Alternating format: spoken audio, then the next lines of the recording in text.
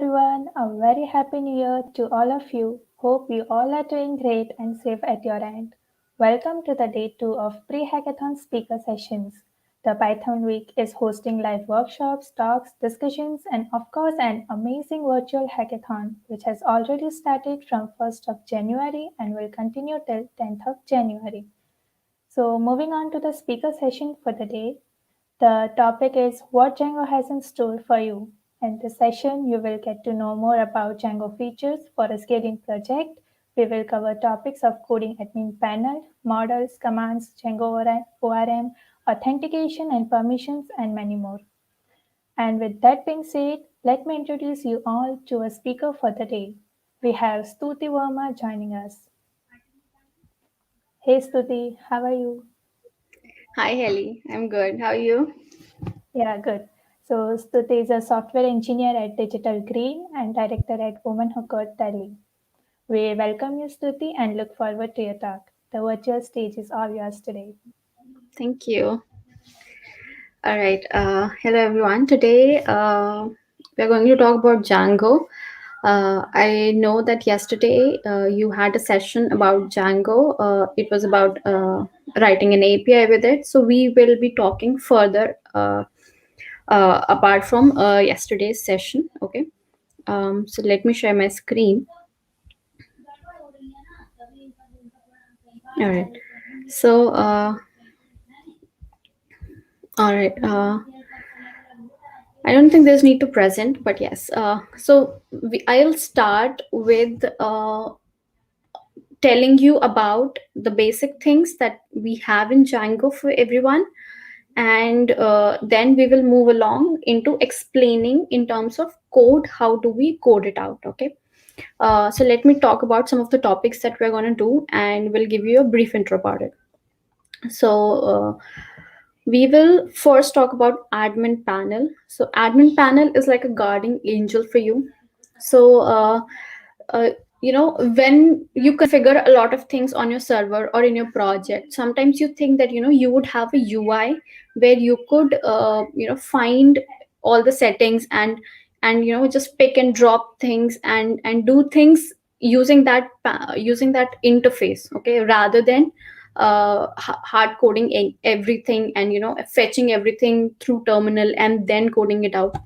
So admin solves a lot of these things and brings everything to a user interface.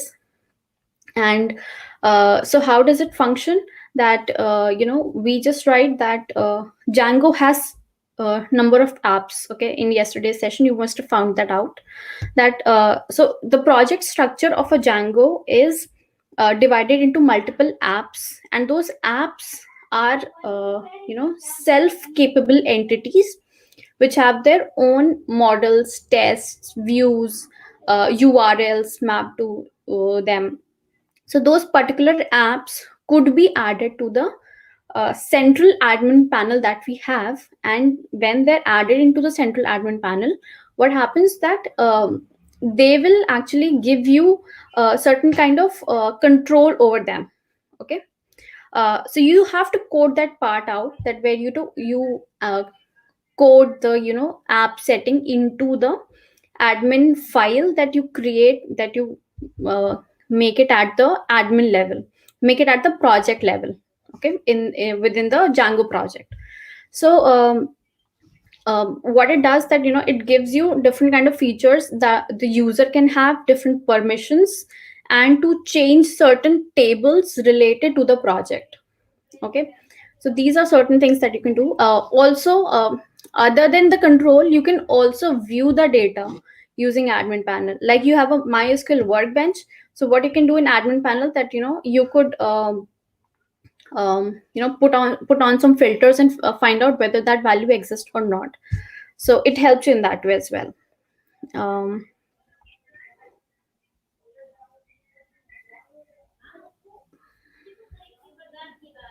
okay. So next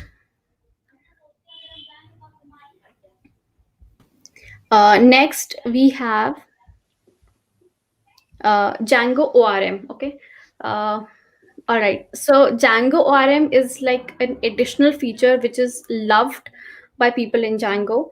So it's like a rewarding fruit. Why? Because you would see that in your database you have multiple tables, let's say, okay, whether it be MongoDB or MongoDB has bson documents, and your SQL has tables, okay. So you would have a lot of data, and what happens that when you try to fetch that data from database layer into your application layer, okay, you will fetch that data in certain format, let's say JSON, okay. But now you want to manipulate that data, you want to change that data, you want to change one feature, or you want to change one data point of let's say a row has multiple columns, and you just want to find out a row and change one feature right out there, okay. How will you do that? It's kind of very complicated, because you cannot do direct operation into the SQL, by going to the database and changing every other row possibly, okay. It's not possible on a large scale. So what will you do? You will use some kind of middleware that gives you the uh, database those rows and columns and the JSON values in terms of an object to your application. Your application, we are talking about backend, okay. So that application, whichever is interacting with the database, it has to fetch data in terms of an object, so that that object, through that object, you are able to perform operations on that particular row, on that particular column. So that is called as object relational mapping, okay. So uh, Django ORM, I guess you would have understood by now that what it does, it actually fetches data from your database and converts, let's say, one row. It has a list of users, and it will convert one row to one object, and on that one object, you can change the first name, let's say. Okay, so that's what it does. So Django ORM actually lets you interact that way, and it changes the way you operate in your application. Uh, Next is authentication. Yes, it's about how you can, authenticate users, and authentication is actually like restriction, how many people you want to keep away, and certain kind of authentication tokens that you want to share. So Django provides its own authentication at the backend, but you can always use an extra third party service, OAuth, or maybe JWT. So you can add those packages in your application folder, and you can use it up and running. Next comes permissions. So what happens in permissions? We have some certain permissions that we can write, and those are like accessing a particular app in a Django, or maybe accessing the whole what can I say, whole project level permission. So in terms of permission, you can also write that let's say um, you have a URL, okay, and that URL, let's say example.com/a, okay, example.com/a, and it is mapped to another function, and that function in Django we call as view, because that URL goes to that function, and that function actually tells you, what to show on that particular URL, okay. And that's why we call it view, because it tells the URL what to show on screen. All right. So what happens that this particular function that we are calling as view, now that function can be controlled using permissions as well, okay. So you can restrict functions as well using permissions, and you can also like restrict objects, okay.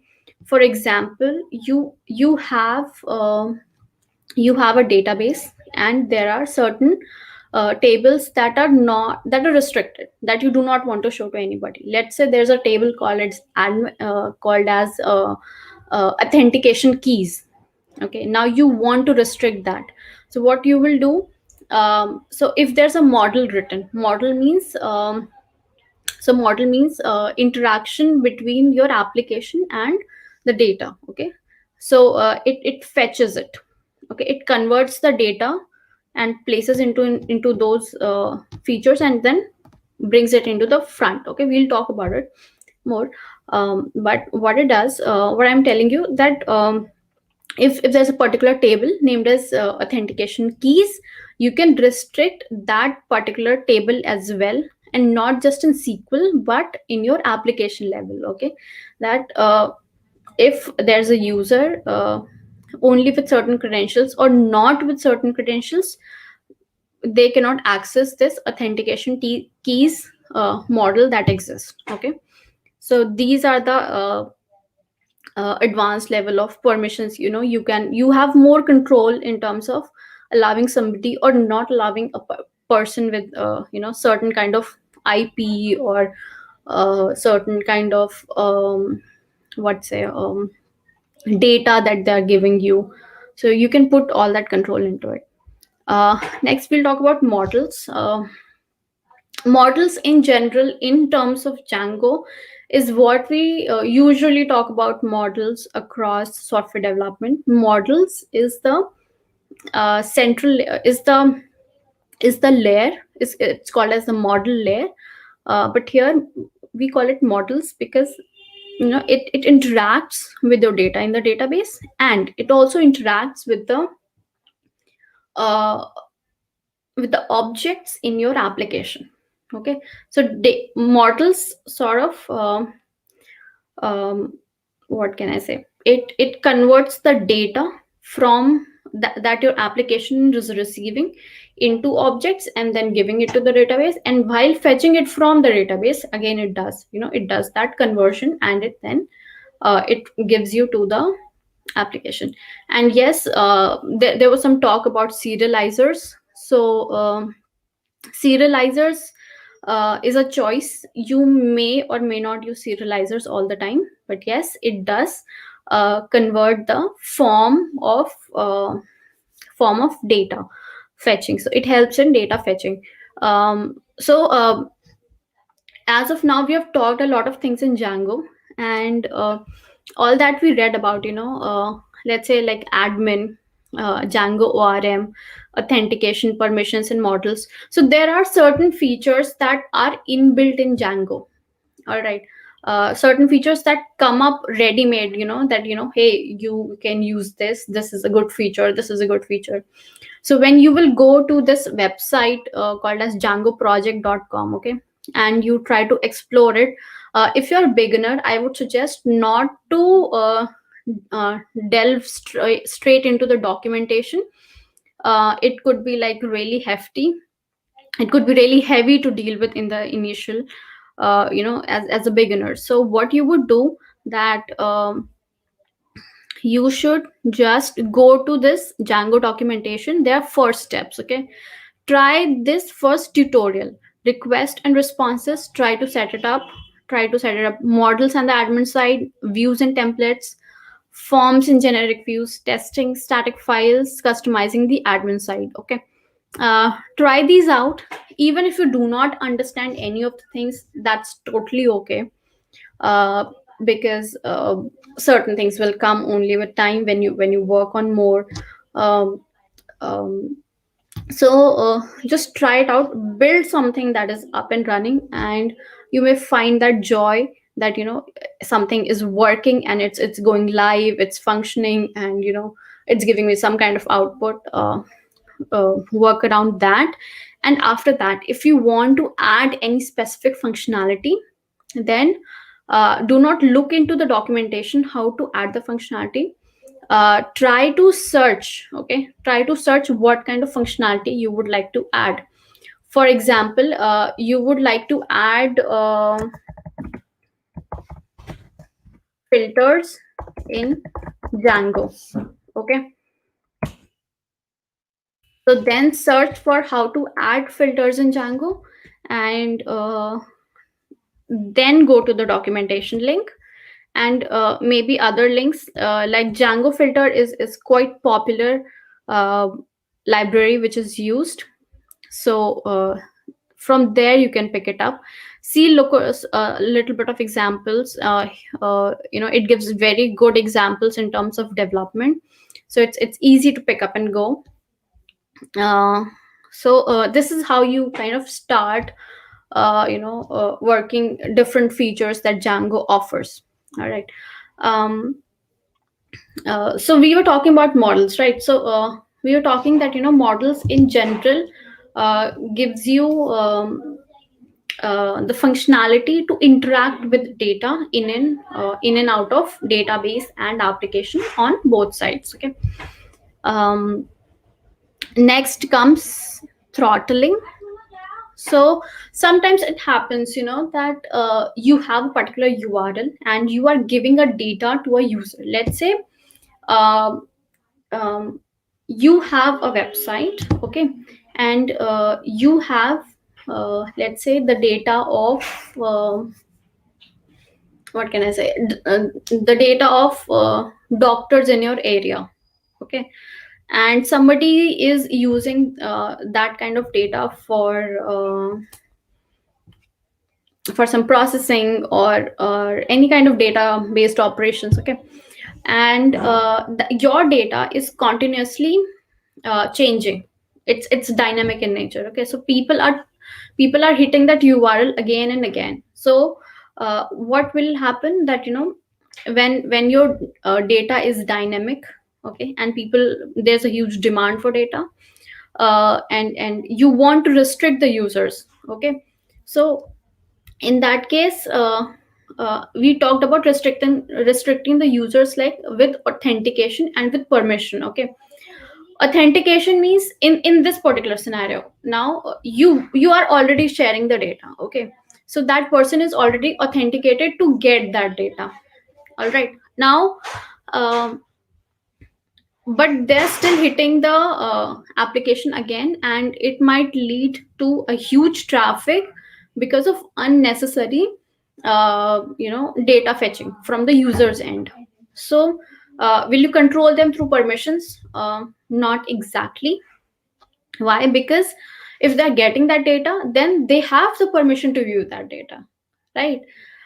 So what one feature you could add here is that you can use throttling, and that is to control the number of times uh, a URL is hit, a model is hit, or a function is hit, or a URL is hit. I mean, controlling the frequency of data fetching through your application. Okay, so that is what throttling is, and it is inbuilt into Django. So they're just like a few lines of code that you need to add in your settings file, and there's some just few tricks that needs to be done, and it's not like tricks, it's not tricky. You go through documentation, you read that. It can be done very easily. um, so these are some of the functionalities that are provided by Django, and you can use that. um, so if so There's another framework called as Django REST framework, which is DRF. So Django and DRF, Django REST framework, these both are different frameworks, and DRF works in association with Django. So Django has is the base framework, and DRF is built on top of it. So what it does, it it actually interacts with Django, and it gives you additional features on top of it. And some of the features are like an extension of the basic features, so that it makes your application very fast and very up and running, so that you do not have to deal with nuances of Django at the very core level. It gives you certain additional functionalities that you will figure out as you'll move along. Okay. um, so we will look a little more about we will look into the tutorial section, how to go through that. So let's see.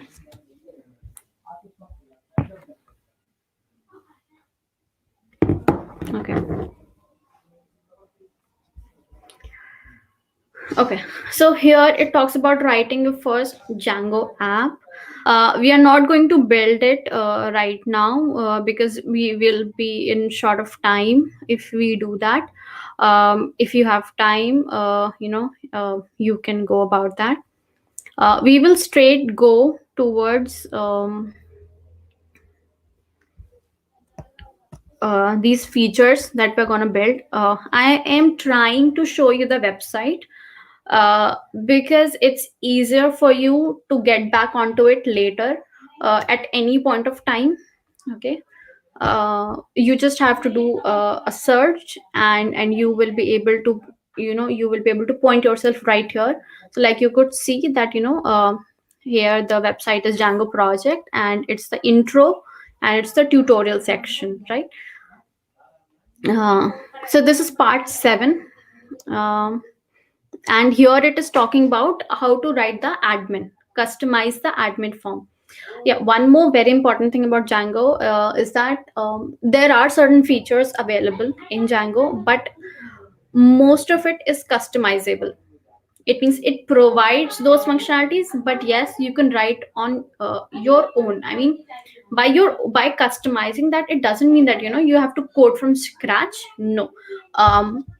Let's say it provides let's say it provides authentication. Okay, Django provides authentication in it. Okay, but then if you want to build another kind of authentication, you can always use a third party library and merge, install that library in that environment wherever your Django is present, and you can use it. Okay, and you can use configure it settings, and you can use it. As for permissions, yes, you can write custom permissions, as in there's some permissions provided by Django. All right, so I was talking about admin side. We can talk, but yeah, I was talking about how to write custom permissions. Okay, so here it is talking about object level permissions. All right, so so this is the website for Django REST framework, and yes, you can come here as well. You just need to check that what functionality is provided by Django REST framework and what is provided by Django in itself, that is built in. So in order to use Django REST framework, you need to have Django first installed, and then this REST framework, because here you can see that it is importing permissions from this other library, which is REST framework. Um, okay, so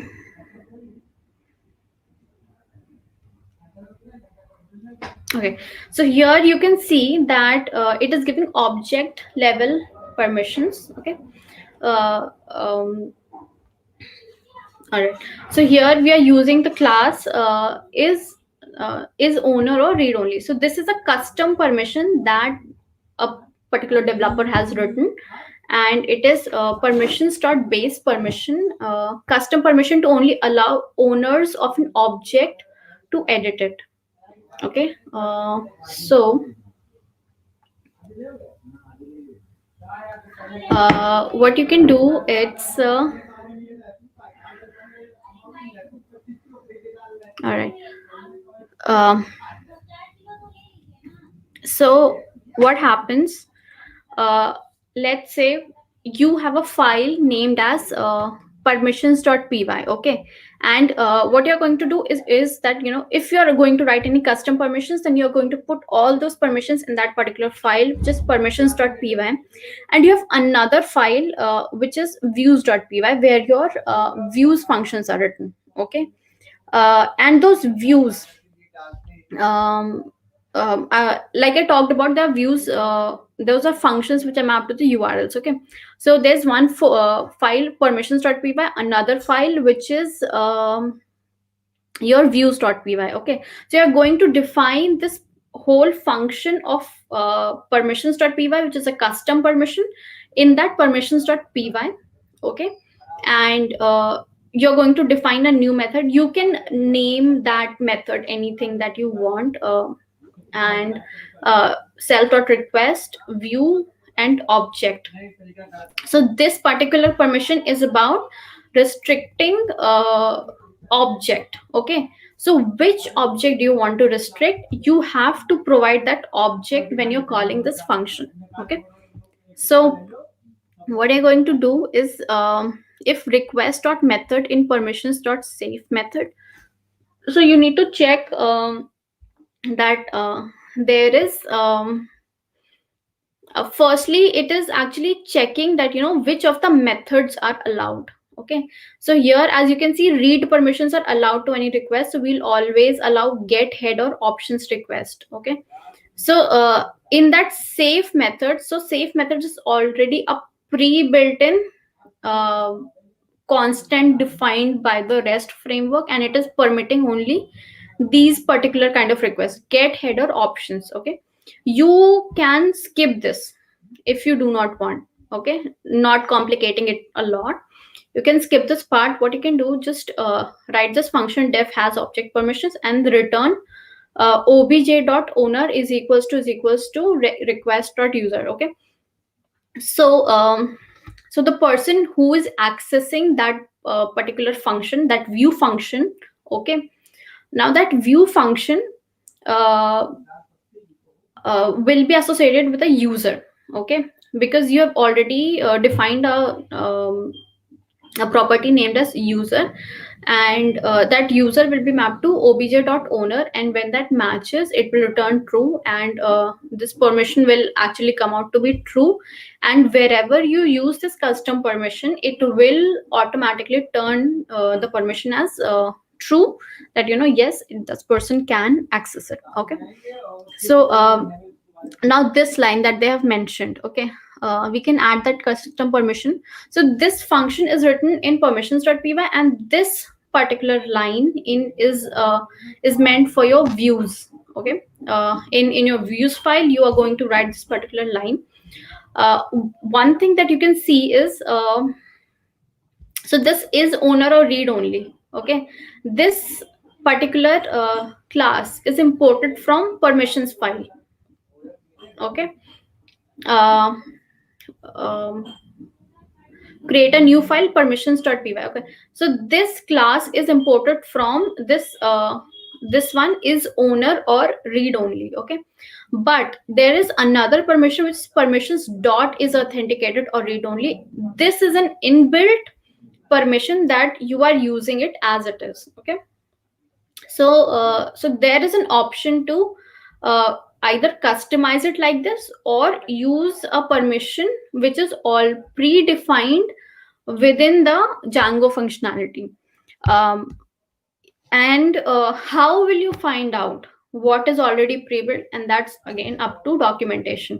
It depends upon needs. Okay, so what feature are you looking to add in the application? Search for it. It will be pointed towards a Django documentation. Go look at it, find out what features does it it has.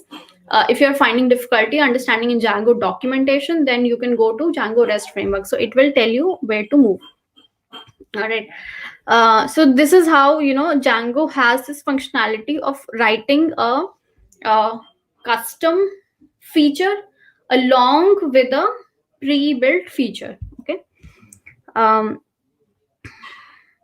so yes, and also when you are writing a custom feature, please make sure that you're not doing any redundant coding, because that's only just wastage of lines of code. um, but anyways, I mean, this is a functionality that is available to you. We were looking at we let's go back to the presentation, and we will look at admin. Okay, which is like the guardian angel of us, and we'll find out how it is guarding us. It is writing your first Django app, part 7. Okay, and it talks about, one second. uh, okay,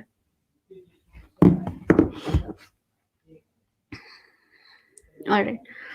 um Here again, see, you can see that, it is talking about customizing the admin form.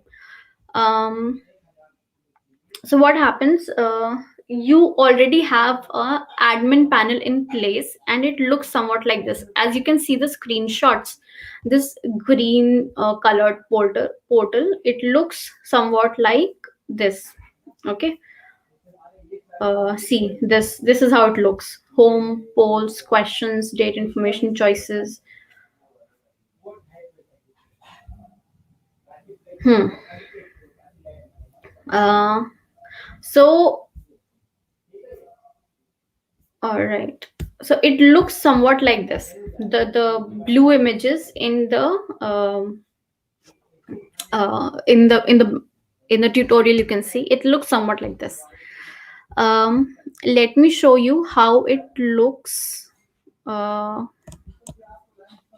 when you actually start up, it does not look like that. When you start it up, it looks somewhat like this. Yes. So when you're done and coding and writing the API, what you are going to do, you are going to run your server. And when you look into your admin portal, you can access it wherever it is hosted. For suppose you're hosting it at localhost 127.0.0.1 and at port 8000. And after that port, you give your address as /admin. So by default it is, so if you have created your project using the Django app, like start app Django app, so you will have this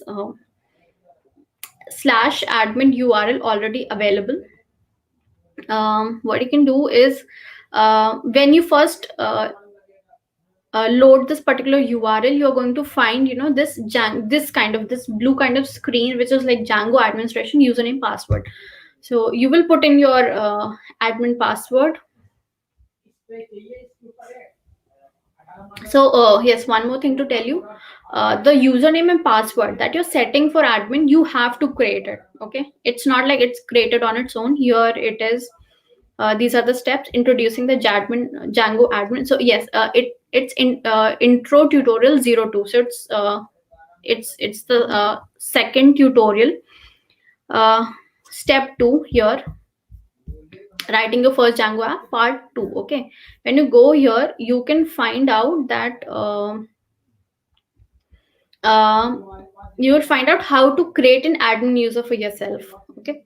Python manage.py create super user. When you run this command, you will get username admin, then email address, then you put in the password, and it will tell you that super user has been created successfully.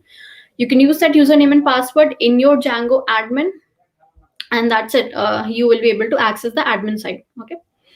All right, so once you have entered into the admin site, what is going to happen? um, Admin site is where you can control your data objects. Okay, now instead of calling data objects, we will call them models. Okay, because on that data objects we have a models written, and in applications we are fetching those particular models to manipulate the data. Okay. So when the first time you enter your admin site, even though you have like no models written, uh, you will definitely have groups and users. This is by default provided by Django. Users means who are the users of your Django application. Okay. If you remember, in the permissions section we had request.user. Okay, so that request.user means request is the web request that you're getting in, and that dot user comes from here, this table, which is users. Okay, you have to define a user in here to actually get that value here, and it is inbuilt table that comes to you, when you're creating a Django project. So users and groups. So this is how Django admin looks like.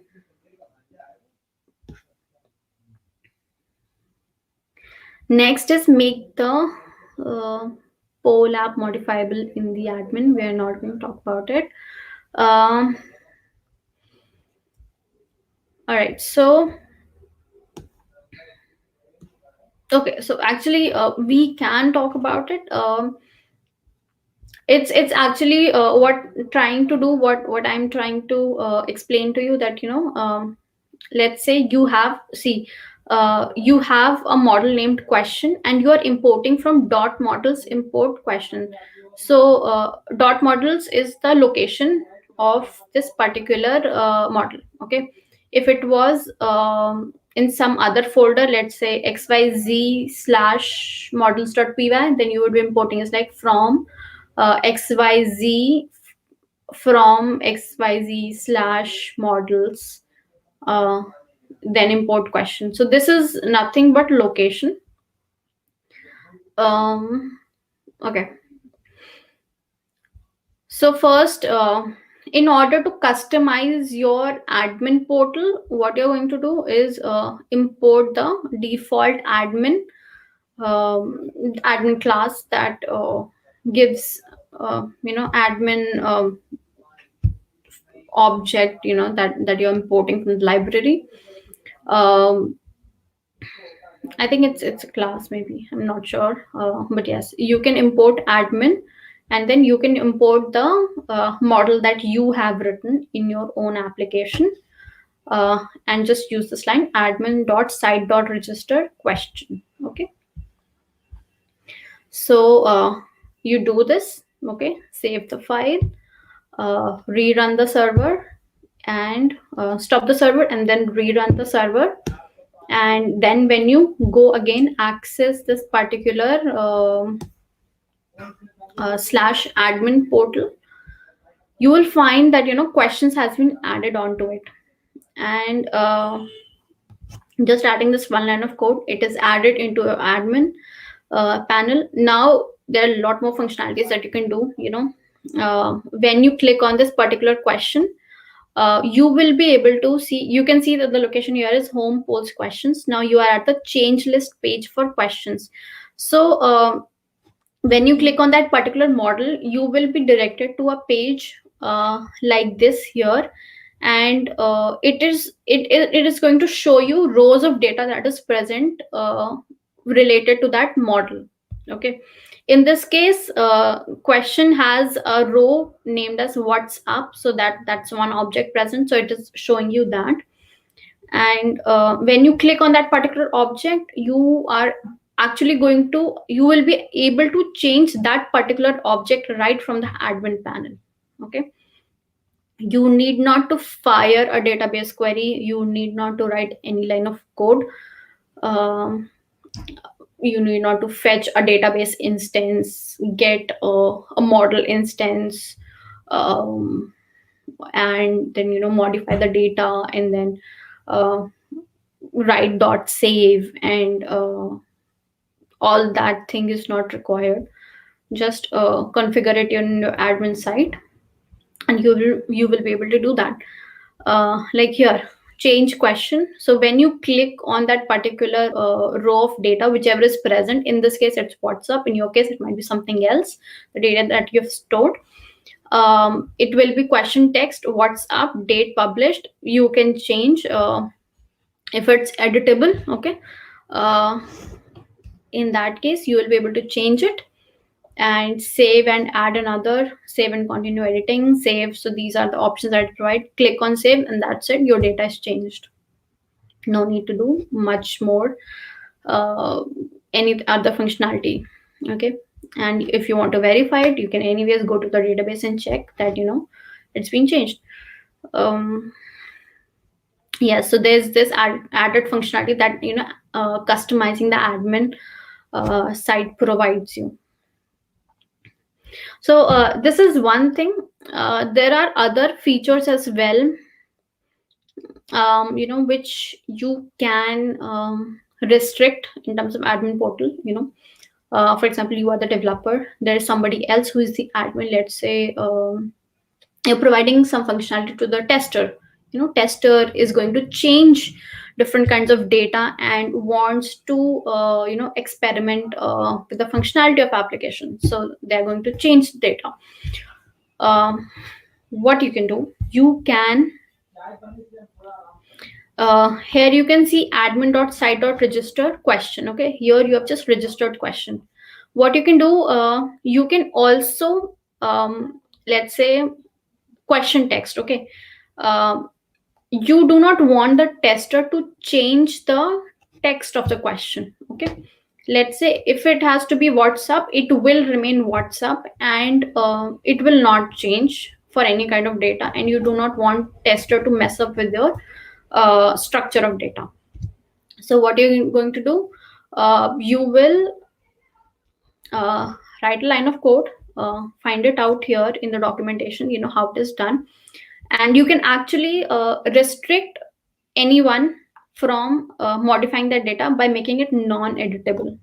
Okay, it will become a non-editable field, and nobody else will be able to change that. And in case a tester wants to uh, modify that data, give them the control over date and time, you know, checking for different dates, timelines, other kind of details. So yes, you have this kind of control to, you know, customize the admin site up to a level, you know, where you can define, you know, what other person using the admin site can do and cannot do.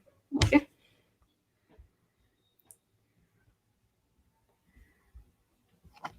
and this can be done using the admin panel as well. Okay, how? Like I told you, there are these two tables, groups and users. Okay, it says clearly says authentication and authorization, right? What you can do, you can go under the group section, create a group, uh, put that tester as a user into that group, and restrict the functionalities of that group, as in what models they can change. Okay, and or maybe what models they cannot change. Okay, can save data, so can save data, can edit data, can modify data, can delete data, uh, numerous kind of things that you can do. So you can provide that functionality from admin panel as well, and you can provide it in code as well. Okay, whichever option suits you, depending on your use case, depending on what kind of functionality you're trying to add in your application. Is it some kind of functionality that you want somebody to quickly adapt, because if you have to change some authentication and some kind of things while during development, every 3 hours. Okay, so then you would do it quick and quick and fast. You would go to the admin panel and write some of the things that you are up and running. And yes, if you're looking for something more stable and long term, you can go definitely into the code and change that line of code. Um, so that's how you can do. All right. So this is how you can change the admin panel. Let's come back to the presentation where we are talking, that how admin is looking towards the whole application and how it is controlling. So yes, you can do something like that. We were going through this app part 7, but I think we are good to go. So here I'll give you a brief explanation into that. So here what it is doing, so I told you that you can give those fields to somebody to change or not. So here, as you can see, it has defined a class question admin. This is a custom admin model. As you can say, admin.model admin. This is a custom model for admin that we've provided, and its fields are pub date and question text. Okay, so let's say if you do not provide a field here, let's say if you do not provide this field question text, and you just only provide fields equals to pub date, in that case, when somebody logs into the admin portal and clicks on this question, in that case they will be only able to see that date published. They will not be able to see question text field in the admin portal. So this is something you can do. Okay, so yes, there are extensions to the features and functionalities it provides. Lots about it. When you will go through that, you will be able to understand more. So when you're building, you can again decide on what you need. um, Another is Django ORM. All right. So Django ORM is, again, I told you, it's the object relational, you know, mapping that Django provides, and it's extensive. You know, its use is something that is used extensively throughout the project at any level.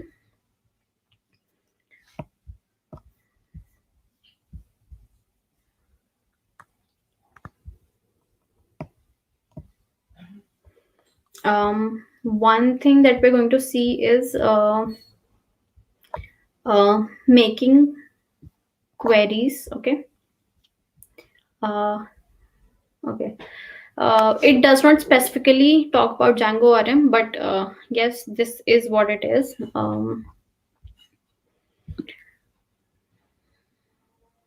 Okay. What you can do, that either you can do it in a file named as here, um, either you can write this code in a file, or you can run it in your terminal. Okay.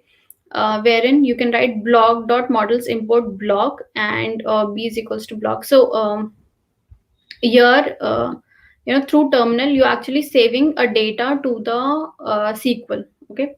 And then what you're doing, you're fetching another value, another object, which is named as b5.name is equals to new name, and b5.save. So you're actually saving that particular object through terminal only.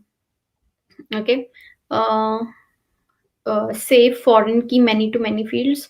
So this is basically how Django ORM provides. So what it does, um, so in most of the Django ORM queries, what you will see that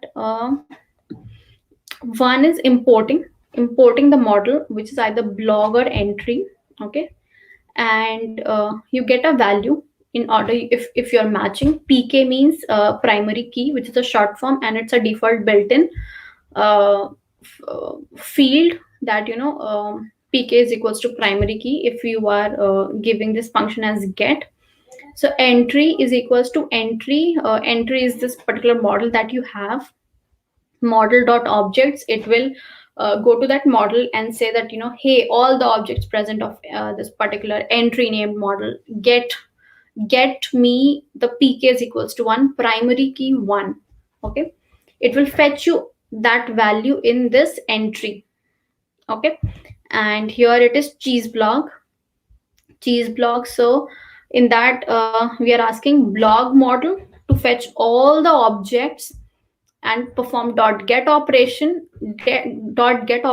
on what field? On name field, where name is equal to Shedar talk. Okay. So where name is equals to Shedar talk, it will give all that, not all that. So get is actually used to find out one field.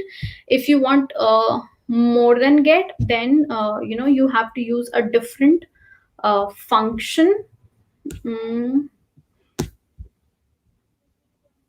like all. Okay. Entry dot objects dot all will fetch you all the fields. But in case here we are doing get, so get will actually match this value and fetch the one result. If there are more than one result present for the one field that you're passing, it will throw an error that multiple entries are present. You need to specify, you need to tell this particular Django tutorial that what to do. Okay. So it is going to fetch you one value. Okay. Now you have entry, you have cheese block. What you're doing, you're mapping this cheese block object to entry dot block. So entry has a field named as blog. Here we can see entry has this field blog, which is models dot foreign key dot block. Okay. So in entry, there's a field named as block, which is mapped to another model, which is called as block. Okay. So what we're trying to do here, we're trying to fetch one entry from uh, all the data present in entry table. Okay, in that entry table we are going to fetch one value, which is pk is equals to 1. We're getting that. We're changing the block entry of that pk is equals to 1 to which block?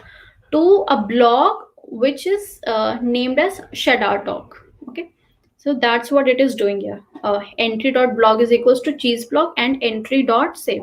So uh, so what it does, um, so what is the role of orm here? Okay, this is very normal code of line that we're using here, but what is special about this? It brought data from your model. So here you have written some models. So these models that you can see on the top of the website, you can see these models. These are models you write in your Django application. Okay, and these applications that you write, uh, you are accessing only these models. Okay, which is block and entry. Okay, you're not taking anything from your database directly. Okay, you are taking those models block and entry, and you are operating on those block and entry. Okay, meanwhile fetching data from the database for any matching value. And then here we are, entry dot blog is equals to cheese block. Here we are modifying modifying the value of that data, and then entry dot save, and we're just saving it in one line.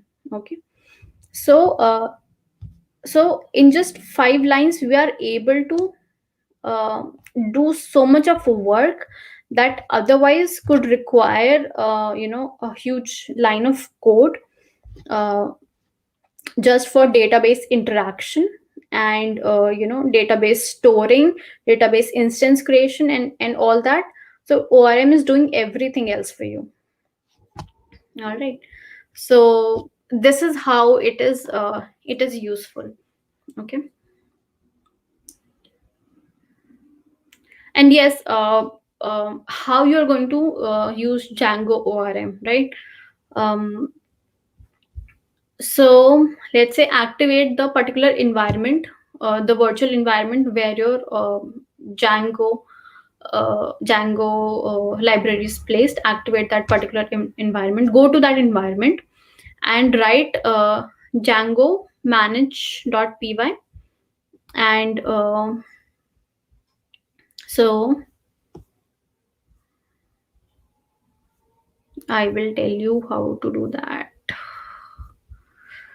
Yeah, in the quick start guide you will be able to actually get something quick up and running things uh, that you will be able to do. This is run server. Okay. Hmm.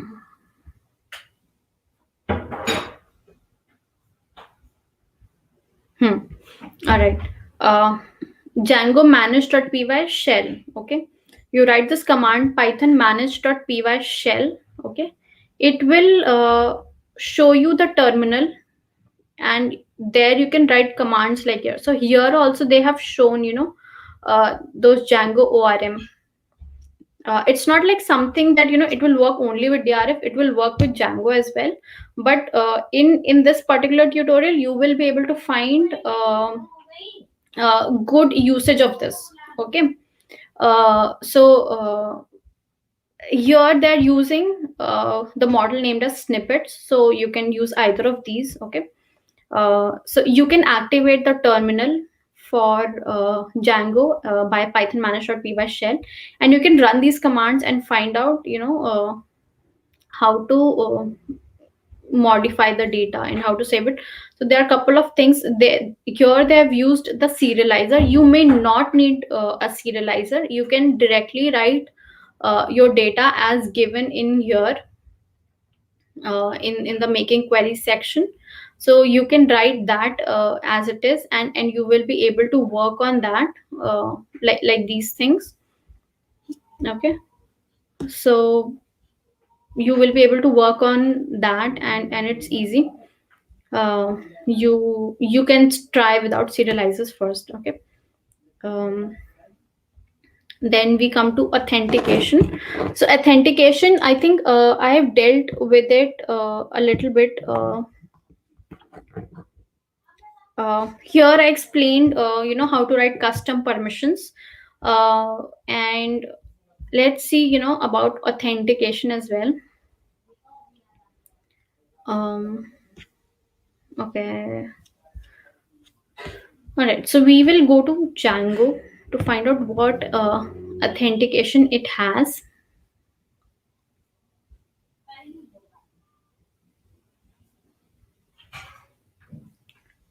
Okay. I'm not able to find that. Customizing the app admin site. Okay. I'm not able to find that link. Maybe I will share it with you, that link, later. But yes, authentication goes as in like wherein yeah. So here I found it. Um, so authentication comes that session level authentication, and there's basic authentication. So what you need to do that here, this is about REST framework. So how REST framework functions, that it provides some of its own authentication, and there is some authentication that Django provides on its own. Okay. So we can talk in general how authentication functions. So you have to import the authentication, mention it in your settings file. Okay. uh, and once you mention it in your settings file, the settings file is where you load the authentication at the application level. Okay. And then you use those authentication like this in your class. For example, if it is an API view, so you can use this kind of authentication at your function level, at your view level. There will be let me talk to you about two things while working in Django, that when you will write views, you will find two kinds of views that are written. One is class based views, one is function based views. So class based view is something that you will write like this. You will mention a class, and then you will mention some properties, and then you will write a function that this is my get function, and or this is my post function. Okay. And it can be present or not be present. Okay. uh, you may write only one function. All right. So this is how you do this. Second is uh, function based views. So this is an example of function based views, wherein you will write a function. Okay. It will receive the request, it will give the response back. You need not to write any class on top of it. If there's any functionality you provide it like this, in the form of annotations, at the rate permission class, at the rate API view get. So how will the application know that it's a get API? By saying that at the rate API views get. So again, how do you make a function as get in Django or in Django REST framework? So you need not to work around that. You need to search a little around that, what to do exactly about it. But yes, while writing views, do not get confused when you find two different kinds of views written. Just figure out what kind of views you write. um, and how do you choose between two, depends on what kind of application you are building, and also what kind of tutorial you're following through. If you're a starter and a beginner, if there's something easier to begin with, so I would suggest that figure out a tutorial that is easily understandable to you, and go for it.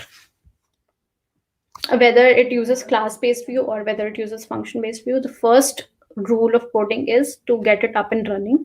Once it is running, then you optimize it. uh, So it's upon how you understand it. Yes, again I was talking about authentication. So yes, you load it in your system, and then you this is how you write authentication classes equals to session authentication and basic authentication. So this is provided by REST framework. You can use third party tools as well. For example, OAuth, uh, Django.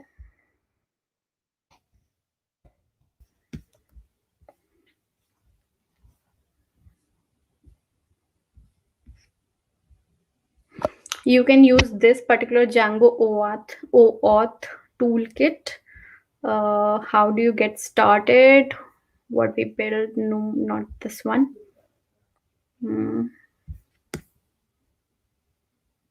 Next step is getting first tutorial. We will go to our first tutorial. Yes, here it will tell you.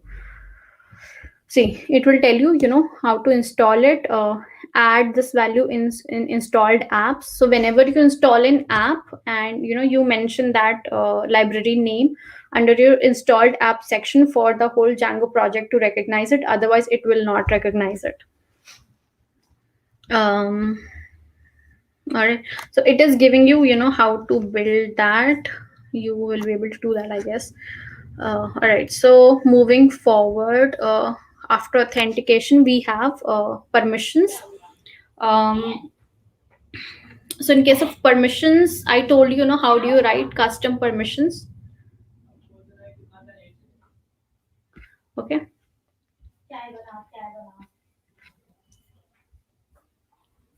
I think we talked about it here. How can we write our custom permissions? This is using REST framework. It is importing a permissions class from REST framework module that we have managed to download. And again, yeah, if you are working with REST framework, then again, you have to mention the name of that module in installed apps as well, like I mentioned earlier, because again, it's a library as well. Okay. We are done with permissions. Let's talk a little about models and then throttling. um, for models, I would say this is a good thing to start. But when you're starting with models, it's a little tricky to understand that how do you want to write your models. um, but I think instead of worrying about how to write models, you should first figure out what, um, let's say, what kind of fields do you want in your data, and how that field is going to look like. Okay. And write a basic model. And if you are not satisfied with a particular field being in a char way or being a number, you can always go change it. And uh, yes, you can change it, and use test data to change that field, and then apply it. So I'm talking about changing models in the case of when you are writing your project from scratch. Okay. If there's a pre-built project, there's already data in the database, do not touch models. It could tamper your data, it could do anything with the data, and your data is very important. So do not touch models unless it's like very very important. And even if it is important, do not touch models in a pre-built project. uh, if you are working on the model layer, then of course things are in your control. But if there's data present in the database, it's not advisable to change the models anyways. All right, so it's 4:06. I guess we will have just two more topics to cover. We will be right on time. Okay, so here's a quick example. It says from Django.db import models, class person models dot model, first name. So again, it's importing this models. and it is writing, we are writing a custom model named as models.model. And just one sec.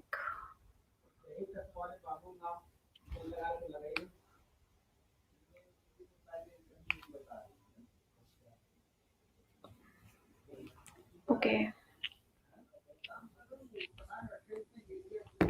so it's models.model. First name is equals to models.char field. Okay, so there's a there's a table named as person. You need not, one more thing, that when you are writing models, you need not to create any table in your database. It will automatically create those tables for you. How it is going to do that, I'll just show you. You are importing this particular models from django.db. You are writing a custom person model. You can name it, do not make it user, because then it might be overlapping with the built-in user mod table that Django already has. Name it person, name it people, or anything else that you want.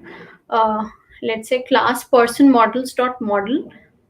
So it here it has model, and first name is equals to models dot car field. So basically, so there's one person, and first name, last name, two fields. Max length I've given 30. You write just this line of code, okay? And then what you're going to do, whichever app you're writing, register that app in installed apps, okay? And run your models. How do you run your models? uh, by using migrate command, okay? Mm, Again, I would suggest not to run migrate command, not to run any migrations unless you know what you're doing, okay? And how to know what you're doing is, again, you should know uh, what is the functionality of migrate command. So let me tell you where to learn everything about migrate command. Here it is, and in the model layer you can see migrations, introduction to migrations, okay? When you go here, okay, so what you're going to do, you are going to write this model, okay? And because you have written a model, which means you have made a change at the model layer. At the model layer means that model layer is the intersection of database and application, so it's so critical layer, and you know what you're doing, okay? Changing a model layer can be also like disrupting the whole application or disrupting the whole database, because it's a connecting layer in between. So you have to be very careful while writing this. What I'm telling you in here is, when you're writing a project from scratch, right from the beginning, okay, in that case you will write your model, okay? You will run this command python manage.py, make migrations. So what it is going to do, it is going to make your migration for the particular model that you have created. Here you have created person, and it is going to run migrations for, here it is written books, but it will create persons because you have created a persons model. It will create migrations for that. um, so let's say if you have placed this person in an app, in under that app you will have a new folder named as migrations, and in that a new migration will be automatically created, which will tell you that um, particular model has been created, person model has been created, first name field has been added on person, and last name has been added on person. And you run python manage.py migrations, and then you run python manage.py migrate. So migrate means um, you have written a model, you ran that command make migrations, it will make migrations for you, okay? And when you write migrations command, it is going to run that migration on your database, and it is going to change your database. So whenever you run python manage.py migrate, it changes your database on the basis of what is there in the migration file. Okay. And how do you find out what is there in your migration file? Okay. That will be available to you under that app uh, named as migrations. Under a particular app, you will have a folder named as migration, and in that migration file you will have the latest migration. And then there you can see, what changes have been made.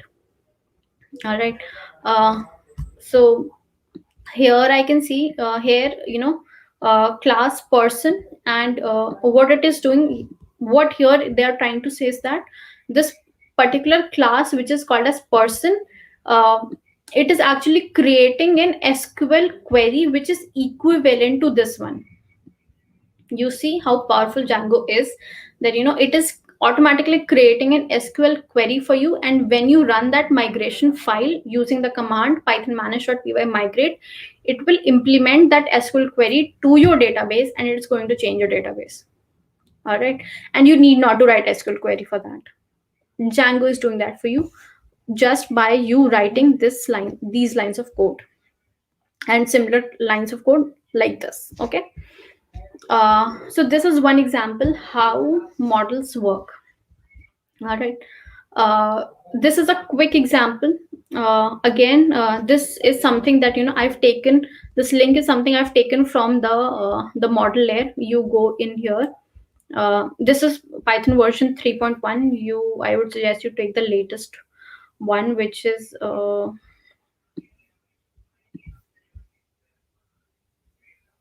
3.1 is the latest.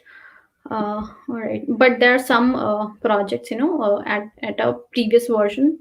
So you check the version of the Django that is available in your that's available in your environment, and then switch that document version and figure out uh, what are the functionalities written there, what kind of tutorials are there. All right. So yes, when you go in here, you will find model layer. You will find introduction to models. It will tell you, how to write models, and then it will tell you introduction to migrations. How do you write migrations again? So I am here picking these topics from the random, from the start, because I know how these function. As for you as a beginner, I would suggest you to go through these first steps, go through the tutorial. There also they will try tell you what is model. You can see part 2 is about models and the admin side. So when you go here, you will be able to see that they will tell you how to write models. So here, see, they have written models, models dot model question and choice. And yes, they have mentioned about activating models. How do you activate these? Yes, again, see, python manage.py make migrations polls. So here written polls they because they want to run make migrations only on this particular model and no other model.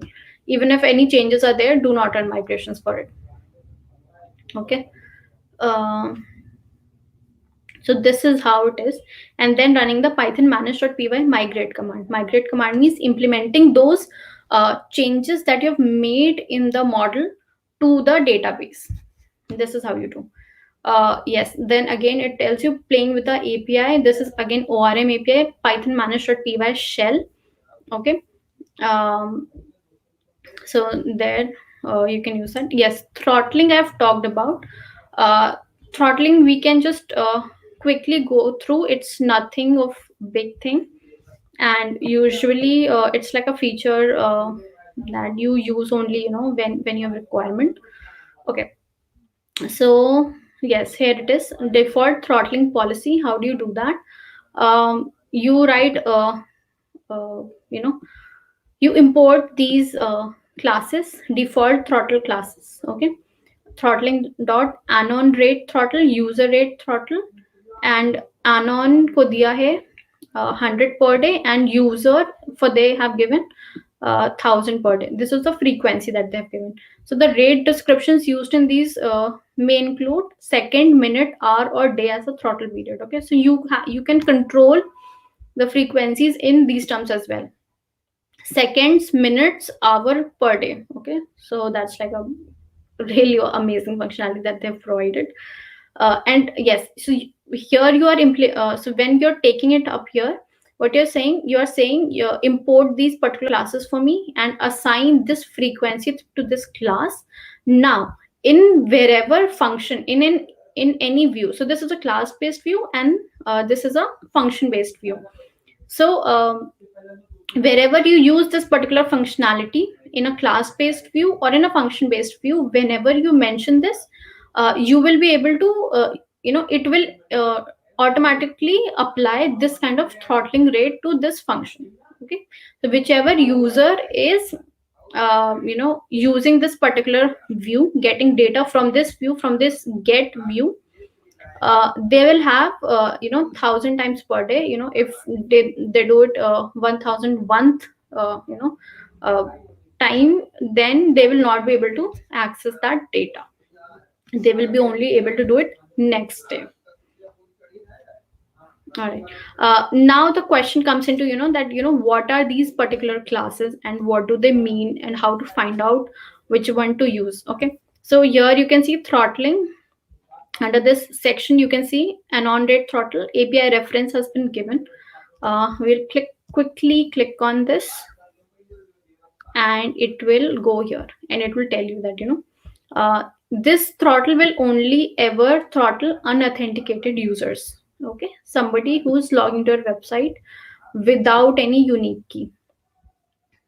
Okay, it will tell you how to what functionalities this particular class provide. Then another one is user rate throttle. So it throttle users to a given rate of request across the API. So this is how it is done. So I guess this is all for today. Here we have talked about different kind of things. We talked about admin. We talked about Django ORM, authentication, permissions, models, throttling. Yes, there's not much in the presentation, but I guess there's more for you to uh, to figure out what do we need in terms of functionality to understand and to be able to search it out at any point of time and understand it. Okay. um all right. I guess I'm done for today. Hey Helly. Okay, so let's now jump on to Q&A session. Okay, so there is one question from Rahul. Can we run Django web app on more More than than one port? um can we run Django? I mean, why do you want to run Django web app in more than one port? I don't think you can, because that kind of I mean, so Django web app is actually a whole backend application. Okay, that you can run on one server, and if you want to provide different kind of functionalities to different kind of ports, in that case you write different URLs with different authentications and permissions and expose it to certain kind of users that are available, instead of running it on multiple ports, because that's like wastage of your port space, right? So you need not to, you would not want to do that. You would want to run other applications in there.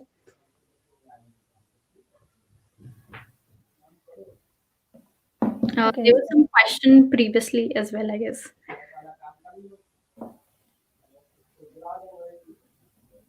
so you can answer this one and then we will jump on to that question. All right. So, what are ideas for hackathon with Django?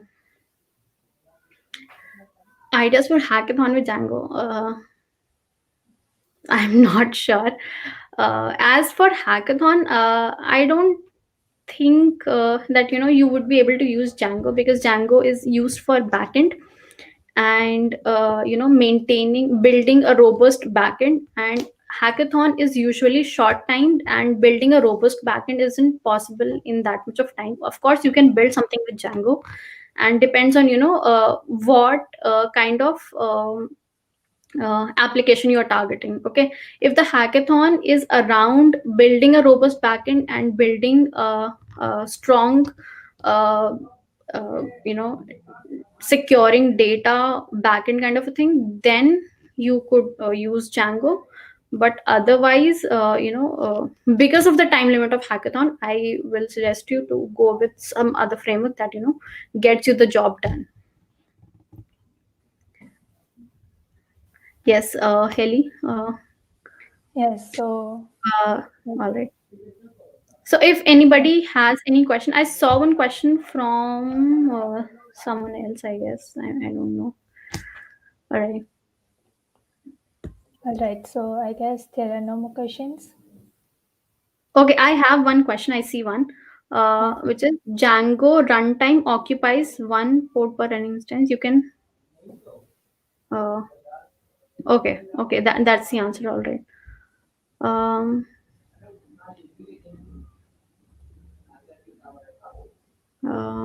yeah, I guess that's it. Right, and if anybody has any questions, I think we are running out of time. Okay, and if anybody has any questions, they can anyways ask on Discord. And that's So can totally you fine. suggest some best resources for the beginners? Yeah, the best resources are the ones I actually shared while in the tutorial. So the reason of sharing them is that you can always go to these tutorials and they're like available at the time. And if you do a search, okay, the search for the functionality that you want to do, it will definitely point you. So like you do, I search for Django filtering in Django, and pointed me towards the Django admin, the Django project documentation. Okay, and there I could go and read more about it. For beginners, the best thing is to start is Django tutorial. Django tutorial might be little slow to start with, or might be little difficult to understand. In that case, you can go to Django REST framework website, which is the official website. Do not go to any blog. Go to the official website. There is a quick start. You can try the quick start. Otherwise, there is a 7 step tutorial. You can go through that tutorial step by step. It will tell you all the functionalities in like short way. It will tell you how to write a serializer in with two models, let's say, and it will get you up and running with an API quickly. Okay, it will tell you how to write an admin quickly and how to migrate, how to change your database. So all that could be done, and as a beginner, you just need to learn little much, and what is the use case and how to um, get up and running quickly and get the work done as quickly as possible. And when it comes to reading more, that's more of an interest and personal time thing. And when you get into software development full fledgedly, like you have Mhm. uh, database of 10 gbs and 20 gbs, and then you have to write an API for that. So then how do you write a secured API? Okay, then comes the question, what feature to use, which functionality to use, how many people can use it someday. These all questions later. As a beginner, just go through a tutorial, get something done. I think that's very initial thing to do. Yeah. Okay, so thanks a lot, Yeah, Stuti. It was indeed a wonderful session and had a lot to learn. Also, many of the people might not be able to join the session live, but as the video will be uploaded on YouTube, they might have the questions later and they would ask it in the Ask Speaker channel in our Discord. So kindly have a look over there, and as and when you get time, uh, make sure you reply it. sure. Okay, so Thank you, I Ellie. do, yeah, so I do have a question from my end. So, Okay. as you already know that we will be hosting 48 hours of virtual hackathon. So, according to your experience, would you like to share some suggestions to our hackathon participants? To hackathon participants, kind of tough, that somebody's already competing and I'm giving them advice what to do. Anyways, in terms of hackathon, I think one should be really result oriented, as in what they want to achieve. It's not possible to have clarity all the time, but it's always good to build something and showcase it, because it's a different kind of feeling when you build something and it's running live, and it gives you that jumps that, that, hey, I built that thing, and yeah, I'm so excited to see that it's running up there.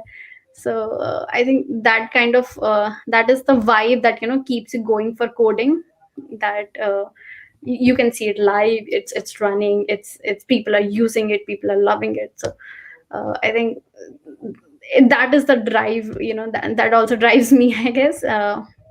So yeah, yes, hackathon just builds solutions that people will be excited to use, and wherein you find meaning, uh, building such kind of solution. yeah.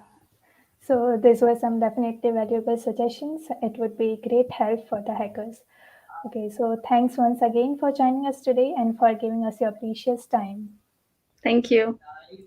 Thank you, Ellie, so much. Thank you. Bye bye. Bye. Okay, so also to fill the feedback form, share in the chat section, and it will also be used to assign the certificate for this session. It will be open only for 15 minutes and won't be reopened again. So, yeah, thanks a lot everyone for joining in today. Do not forget to join us tomorrow. We have two sessions coming up. The first one is at 3 p.m. IST on image processing with OpenCV and Python, and the second one is at 5 p.m. IST, and the topic is the S in the Python stands for speed. And also keep an eye on our social media for more information about the next sessions. And don't forget to subscribe the channel so that you can get the updates for all the workshops coming up ahead. Hope to see you in the next session. Stay safe. Take care.